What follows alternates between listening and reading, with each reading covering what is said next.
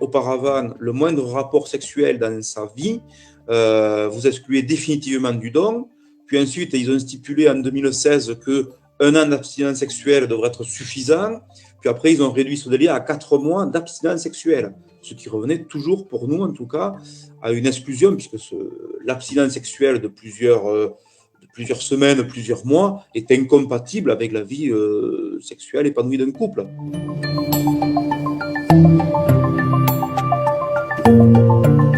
On nous empêchait de sauver des vies, donc ça veut dire qu'on empêchait des receveurs de recevoir notre sang qui était donné avec générosité et responsabilité.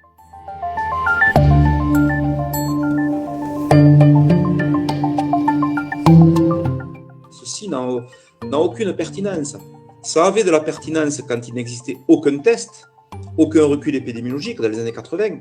Donc exclure les homos dans les années 80 était justifié, mais dès lors qu'on peut, lors de l'entretien médical, évaluer la situation du donneur, du candidat au don, savoir s'il est monopartenaire, si le couple est libre, libertin, ce sont des indications importantes qui permettent de dire « Monsieur, vous pouvez donner » ou « Vous ne pouvez pas donner ». Et c'est au cas par cas.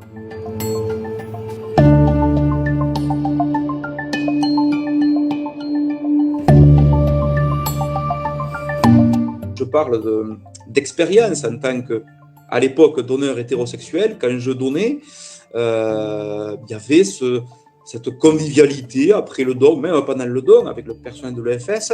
On est heureux de ce que l'on fait et on partage cette joie avec les autres donneurs au moment de la collation. Et puis on s'imagine parfois la personne qui va recevoir votre poche de sang, votre poche de plasma, vos plaquettes. Et quelque part, c'est un message, tiens bon, on est là, on ne te laisse pas tomber. Voilà, c'est un petit peu ça, quoi.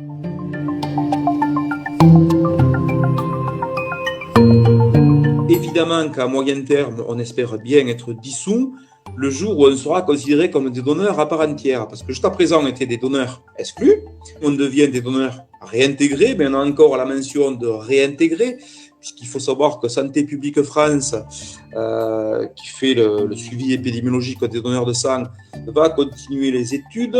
Donc quand ils auront capitulé, dirons-nous, en disant bon, c'est bon, cette réintégration s'est passée sans problème, il n'y a effectivement plus aucun risque, là on dira, bon, maintenant chacun d'entre nous pourra intégrer des associations de donneurs de sang, j'ai envie de dire non pas hétérosexuelles, mais des associations de donneurs de sang génériques, où tous les donneurs, où chaque bras compte, pour reprendre notre slogan, où chacune sera